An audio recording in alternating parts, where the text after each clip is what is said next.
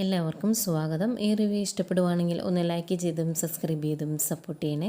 അപ്പം കമലയ്ക്ക് ദേഷ്യം വരുന്നുണ്ട്. മനു രഞ്ജുവിനെ വിളിക്കാറുണ്ട്, അവളെ എന്നും ആശ്വസിപ്പിക്കാറുണ്ട് എന്നൊക്കെ പറയുമ്പം എല്ലാവരുടെയും കാര്യത്തിൽ ഇടപെടുന്നുണ്ട്, ഹരിയുടെ കാര്യത്തിൽ ഇടപെടുന്നില്ല എന്ന് പറഞ്ഞ് ദേഷ്യപ്പെട്ട് പോകുന്നതിന് മുമ്പ് ഇത്രയും കൂടി പറയുന്നുണ്ട്. നിൻ്റെ ഉദ്ദേശം നിൻ്റെ അമ്മയ്ക്ക് ഭ്രാന്താണ് എന്ന് വരുത്തി തീർത്തിട്ട് നിനക്ക് ആ മറ്റവളെയും കെട്ടി ഇങ്ങോട്ട് കയറണോ, അതല്ലേ എന്ന് ചോദിച്ചിട്ടാണ് പോകുന്നത്.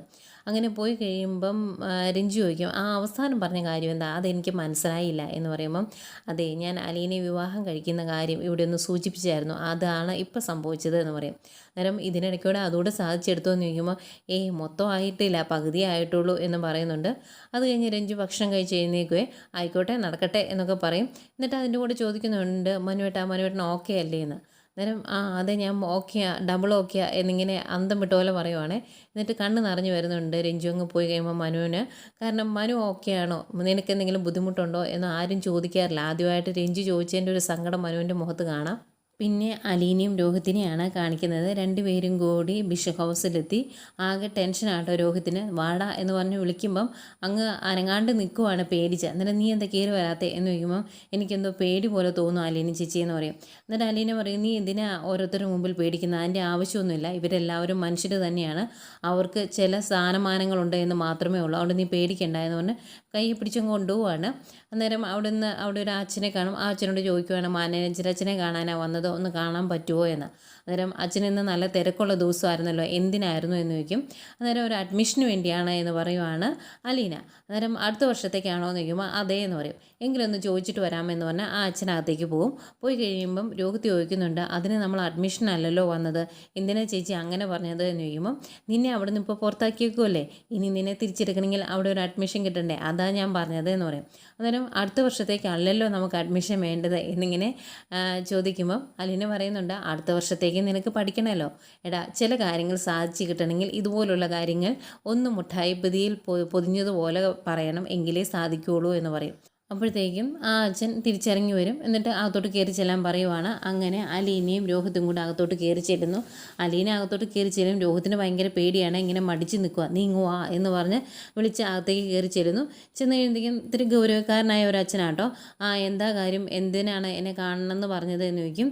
അന്തേക്കും അലീന കയ്യിൽ നിന്ന് ഒരു കവർ എടുത്ത് കൊടുക്കൂട്ടോ, പരാതി എഴുതിയേക്കുന്നതാണ്, ഇതൊരു പരാതിയാണ് എന്ന് പറയും. അച്ഛൻ അത് വായിക്കുന്നതേ അച്ഛൻ്റെ മുഖഭാവമൊക്കെ അങ്ങ് മാറുവേ. ഇതിനായിരുന്നു ഇങ്ങോട്ട് വന്നത്, അതിനായിരുന്നു ഇങ്ങോട്ട് വരേണ്ട കാര്യമൊന്നുമില്ലായിരുന്നല്ലോ, ആ ഒരു തീരുമാനം ഞങ്ങൾ എടുത്തു കഴിഞ്ഞതാണ്, ഇവനെ എനിക്ക് നന്നായിട്ട് അറിയാം, നിങ്ങളെ എനിക്ക് പരിചയമില്ല, ഇവൻ്റെ ഫോട്ടോയൊക്കെ ഇഷ്ടം പോലെ തവണ പത്രത്തിൽ വന്നതാണല്ലോ, വാർത്തയുമൊക്കെ. അങ്ങനെ പീഡന കേസിൽ പ്രതിയായ ഒരുത്തിനെ എൻ്റെ കോളേജിൽ പഠിപ്പിക്കാൻ സാധിക്കത്തില്ല, അത് ഞങ്ങളെടുത്ത തീരുമാനമാണ് എന്ന് പറയും.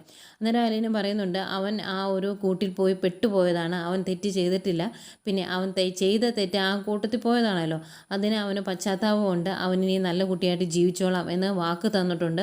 അതുകൊണ്ട് അച്ഛൻ എങ്ങനെയെങ്കിലും ഇവൻ്റെ കാര്യം പരിഗണിക്കണം, അല്ലെങ്കിൽ അവൻ്റെ ഭാവി തൊലഞ്ഞു പോകും, ഇവിടെ പഠിപ്പിച്ചില്ലെങ്കിൽ ഇനി തുടർന്ന് പഠിക്കാൻ അവന് സാധിക്കുകയില്ല എന്നൊക്കെ പറയുമ്പം അച്ഛൻ പറയുന്നുണ്ട്, ഇങ്ങനെയുള്ള കാര്യങ്ങളൊക്കെ മുമ്പേ ചിന്തിക്കണമായിരുന്നു, ഇതുപോലുള്ള കാര്യങ്ങൾ ചെയ്തു വെച്ചിട്ട് എൻ്റെ സ്ഥാപനത്തിൽ ഞാൻ ഒരിടം കൊടുക്കുകയില്ല, കാരണം അവിടെ അതുപോലുള്ള കുട്ടികളാണ് പഠിക്കുന്നത്, ഇവനെപ്പോലെയുള്ളവനെയൊക്കെ അവിടെ ചേർത്തിട്ടുണ്ടെങ്കിൽ ഇനി എന്തും ചെയ്യാൻ കുട്ടികൾക്ക് എന്നൊരു മനോഭാവം ബാക്കിയുള്ളവർക്കൂടെ വരും, അത് ഞാൻ അനുവദിച്ചു കൊടുക്കില്ല എന്ന് തന്നെ അച്ഛൻ പറയുന്നു. അലീന തിരിച്ചും മറിച്ചും ഓരോന്ന് പറയുന്നുണ്ട്. പക്ഷേ അച്ഛൻ നിന്നെടുത്ത് തന്നെ നിൽക്കുവാണ്.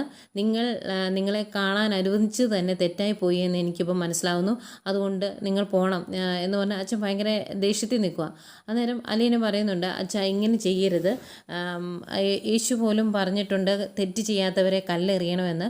അങ്ങനെ പറഞ്ഞപ്പോൾ കല്ലെറിയാൻ വന്നവരെല്ലാം തിരിച്ചു പോയി. പക്ഷേ ഇവിടെ അച്ഛൻ അങ്ങനെയല്ല, അച്ഛൻ്റെ കയ്യിലിരിക്കുന്ന ആ കല്ലും പിടിച്ചുകൊണ്ട് തന്നെ അച്ഛൻ നിൽക്കുവാണ്. എന്തിനാ ഇങ്ങനെ ചെയ്യുന്നത് എന്ന് ചോദിക്കുന്നെങ്കിൽ അച്ഛന് ദേഷ്യം വരും. അച്ഛൻ ചോദിക്കും, എന്നോട് ഇത്രയൊക്കെ ധിക്കാരത്തോടു കൂടി സംസാരിക്കാൻ നിങ്ങളാരാ, ഏതായാലും ഇവനെ ഇനി തിരിച്ചെടുക്കാൻ ഉദ്ദേശിച്ചിട്ടില്ല, അതിൻ്റെ അകത്ത് യാതൊരു മാറ്റവുമില്ല, കോളേജിലെ ഡിസിപ്ലിനറി കമ്മിറ്റി എടുത്ത തീരുമാനത്തിൽ ഇനി മാറ്റമില്ല എന്നൊക്കെ പറയുമ്പം അലീന ചോദിക്കുന്നുണ്ട്, യേശുവിനെയും ഇതുപോലൊരു ഡിസിപ്ലിനറി കമ്മിറ്റി കുറ്റം വിധിച്ചതാണ്, എന്നിട്ട് യേശു തെറ്റ് ചെയ്തിരുന്നു എന്ന് അച്ഛൻ വിശ്വസിക്കുന്നുണ്ടോ എന്നൊക്കെ ചോദിക്കും. അന്നേരം പ്രത്യേകിച്ച് അതിനൊരു മറുപടി പറയാനില്ലാത്തതുകൊണ്ട് അച്ഛൻ പറയും, പറയും എനിക്ക് നിങ്ങളോട് കൂടുതൽ സംസാരിക്കാനില്ല, ഇവിടുന്ന് പോകണം, ഇനി എനിക്കൊന്നും പറയാനില്ല എന്ന് പറയുന്നു. അന്നേരം ഭയങ്കര സങ്കടമാവും അലീനയ്ക്ക്. അലീന തിരിഞ്ഞ് നിൽക്കുമ്പോൾ അവിടെ യേശുവിൻ്റെ ഒരു രൂപമുണ്ട്, അതിലേക്ക് നോക്കി ഇങ്ങനെ സങ്കടപ്പെട്ട് നിൽക്കുവേ. എന്നിട്ട് അച്ഛനോട് ചോദിക്കുന്നുണ്ട്, അച്ഛൻ ചെയ്തൊക്കെ ശരിയാണ് എന്ന് തോന്നുന്നുണ്ടോ? നമ്മളോട് യേശു പറഞ്ഞിട്ടുണ്ട് നിങ്ങൾക്ക് 100 കുഞ്ഞാടുകളുണ്ടെങ്കിൽ അതിൽ ഒരെണ്ണത്തിനെ കാണാതെ പോയാൽ പോലും നിങ്ങൾ ആ 99നെയും വേണ്ടെന്ന് വെച്ച് ആ ഒന്നിനെ തേടിയെടുക്കണമെന്ന് പറഞ്ഞിട്ടുണ്ട്. ഇവിടെ അച്ഛൻ്റെ നഷ്ടപ്പെട്ട ആ കുഞ്ഞാട് ഇവിടെ വന്ന് നിന്ന് കരഞ്ഞിട്ട് പോലും അതിൻ്റെ കണ്ണീര് കാണാൻ അച്ഛന് സാധിക്കുന്നില്ലല്ലോ എന്നിങ്ങനെ പറയുന്നു.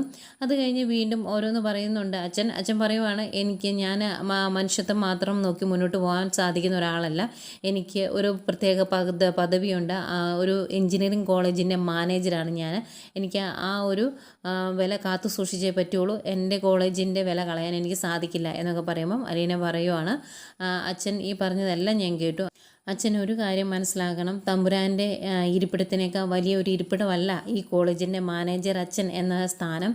അതുപോലെ തമ്പുരാൻ്റെ കുപ്പായത്തിന് അത്രയും വിലയൊന്നും ഈ ഇട്ടിരിക്കുന്ന കുപ്പായത്തിനുമില്ല, അത് മറന്നു പോകരുത് എന്ന് പറഞ്ഞിട്ട് ഭയങ്കര സങ്കടത്തോടെ വാ എന്ന് പറഞ്ഞ് രോഹിത്തിൻ്റെ കയ്യെ പിടിച്ചങ്ങ് ഇറങ്ങുവാണ് അലീന.